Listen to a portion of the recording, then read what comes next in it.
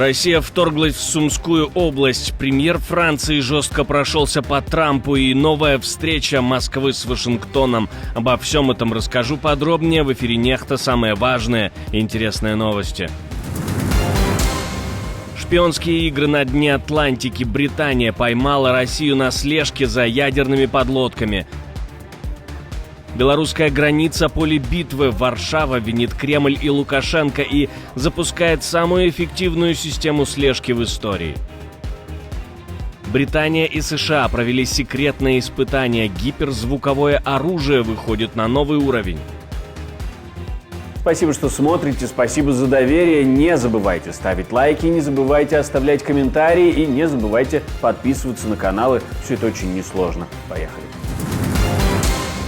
Фронт на севере Украины снова задвигался. Reuters пишет, что российские войска пересекли границу и заняли село Басовка в Сумской области. Москва заявляет, удары наносятся сразу по нескольким украинским позициям вдоль границы. Это первый открытый шаг вторжения именно в этом направлении с 2022 года, и он может открыть новый участок фронта.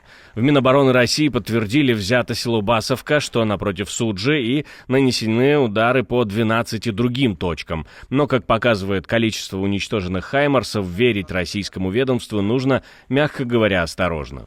Для нас критически важно было сдерживать наплыв и атаки противника в то время, когда Россия перешла, когда начался очередной раунд российских наступательных действий, непосредственно когда они подходили к Суджи. И в этот момент достаточно важно было сдерживать давление противника с целью не дать ему по инерции фактически зайти в Сумскую область. Также сообщается об атаках на украинские силы внутри российской территории в поселках Горналь, Гуево и Олешня.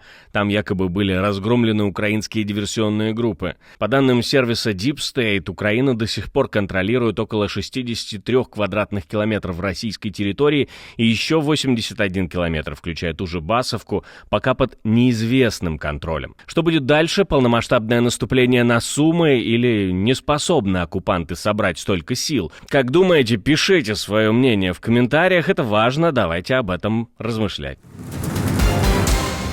Скандал у берегов Великобритании. Лондон обнаружил российские сенсоры, которые, как считают в спецслужбах, шпионили за передвижением атомных субмарин «Вангард». Это те самые подлодки, которые несут на борту ядерное оружие, основа ядерного щита Великобритании. И теперь становится ясно, за ними могли следить. Сенсоры нашли прямо у побережья, в зонах, где проходят маршруты боевых субмарин. Лондон воспринял это как реальную угрозу национальной безопасности. Но и это еще не все. Как выяснилось, Москва вела подводную разведку еще до начала вторжения в Украину и делала это через суперяхты. Судна олигархов, как полагают британские разведчики, могли использоваться для сбора данных о военной инфраструктуре НАТО. Вывод один. Кремль подбирался к ключевым объектам британской обороны куда ближе, чем казалось. И если слежка за ядерными подлодками — это уже не теория, а факт, то вопрос один. Где еще Россия уже внедрилась и кто будет следующий? То, что датчики были найдены, это российский проигрыш, или то, что они долгое время работали, это победа российской разведки? Как думаете? Пишите в комментарии обязательно. Брюссель наносит ответный удар. После того, как президент США Дональд Трамп ввел жесткие пошлины на европейские товары, Евросоюз не намерен оставаться в стороне. ЕС готовит контрмеры на американский импорт общей стоимостью до 28 миллиардов евро, включая сталь, алюминий, текстиль, бытовую технику и сельскохозяйственную продукцию. В список войдут американское мясо, зерновые, вино, древесина, одежда, жевательная резинка, зубная нить, пылесосы и туалетная бумага. 27 стран ЕС столкнутся с 25% пошлинами на сталь, алюминий и автомобили, а также взаимными пошлинами в размере 20% почти на все другие товары. Пошлины Трампа охватывают около 70% экспорта ЕС в США общей стоимостью 532 миллиарда евро. Особый акцент ЕС сделает на бурбоне. Еврокомиссия предлагает ввести 50% пошлину на американский алкоголь, и это уже вызвало гнев Дональда Трампа. Он пригрозил в ответ ударить по европейскому спиртному вплоть до 200% пошлины. Франция и Италия, крупные экспортеры вина, в панике. ЕС сейчас балансирует между жесткостью и единством, чтобы не развалиться изнутри, но и не прогнуться под давлением. Брюссель хочет показать: мы едины и готовы давить, пока Трамп не сядет за стол переговоров. На фоне торговой войны, катастрофы на рынках, за 3-4 апреля американские компании потеряли $6,6 триллионов. Новый созвон назначен на следующую неделю. Спецпредставитель Путина Кирилл Дмитриев заявил, новые контакты между Россией и США начнутся в ближайшее время. По его словам, диалог возобновился, а Кремль видит первые шаги со стороны Вашингтона. Россия видит первые уважительные шаги со стороны Соединенных Штатов. Появляется осторожный оптимизм и хрупкая надежда на восстановление диалога. Речь идет не только о дипломатии, Россия ищет способы разблокировать свои замороженные активы. Не так давно Дмитриев уже побывал в Вашингтоне, где встречался со спецпредставителем президента США по Ближнему Востоку Стивом Виткофом, который также вовлечен в переговоры по Украине. Москва делает ставку на так называемый осторожный оптимизм, но цель предельно прагматична – вернуть замороженные деньги и попытаться продавить уступки в обмен на диалог. А цели Путина не меняются. Он точно хочет контролировать все постсоветское пространство. Не случайно страны Балтии так боятся вторжения. А желательно вообще контролировать все то, что контролировал Советский Союз, включая страны Восточной Европы. И это его главная цель. Украина – это попытка показать Европе, что ему наплевать на человеческие жизни, будь то жизни россиян или жизни украинцев. И, собственно, он продает страх. Францию снова трясет. В центре Парижа прошла акция в поддержку ультраправого политика Марин Ле Пен. Повод якобы срочность вынесения приговора.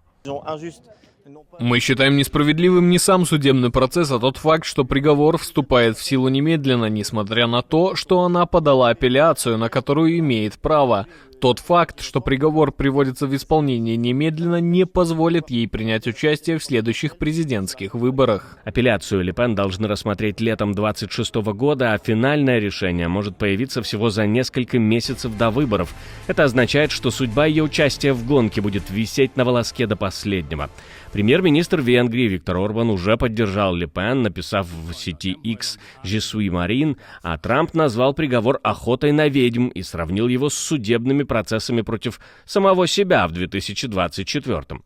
Дональда Трампа как раз и обвинили во вмешательстве в политическую жизнь Франции. Франсуа Байру не стал молчать. В интервью «Le Parisien» премьер-министр Франции прямо заявил, слова президента США в поддержку Марин Ле Пен – это политическое вмешательство, которое уже стало, цитирую, новым мировым законом. Но я четко вижу, что на нескольких континентах некоторые пытаются создать международную непристойную нелиберальную группу, которая решила, что права человека, верховенство права, демократическое взаимопонимание между нациями должны остаться в прошлом.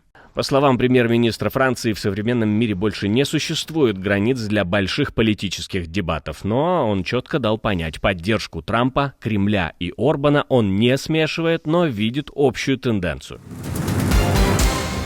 Британия и США провели секретные испытания. Разработка оружия выходит на новый уровень. Лондон официально подтвердил, вместе с США они успешно испытали гиперзвуковой ракетный двигатель. Это означает, что гонка вооружений выходит в новую фазу, а Запад больше не отстает. О разработке давно говорили за закрытыми дверями, но теперь все официально. Испытания прошли успешно, детали засекречены, но главное ясно. Речь идет об оружии, способном лететь в 5 раз быстрее звука и пробивать любую систему ПВО.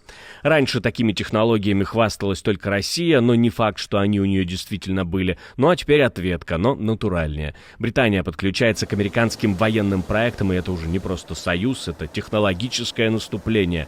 Ставка — контроль над будущим оружием, которое может решить исход любой войны за минуты. Ситуация на белорусско-польской границе обострилась, говорят в Варшаве. Беларусь давит на границу, там становится все опаснее. За одну ночь польские службы зафиксировали около 300 попыток незаконного прорыва. Все они были остановлены.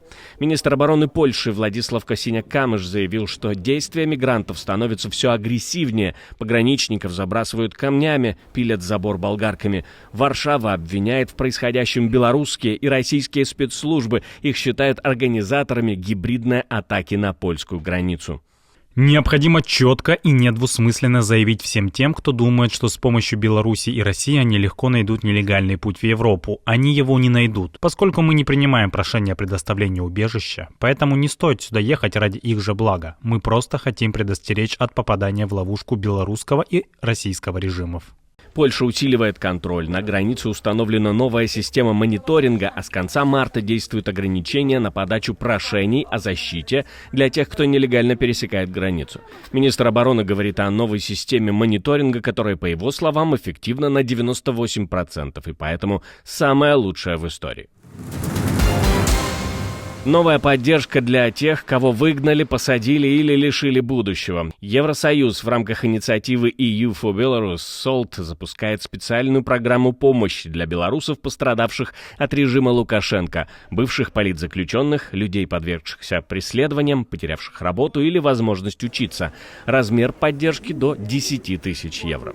Деньги можно потратить на обучение, профессия, языки, права, сертификаты, подтверждение диплома, перевод документов, проживание в общежитии на время очного обучения до года, проезд на общественном транспорте, если обучение дольше месяца, и подписки на нужные образовательные цифровые сервисы. Кто может подать заявку, так это белорусы и белоруски, которые с августа 2020 года живут в странах ЕС, ЕС или Восточного партнерства, то есть Армения, Грузия, Украина и так далее. Исключение предусмотрено для тех, кто покинул Беларусь до августа 2020 года, но по причинам политических репрессий, связанных с выборами.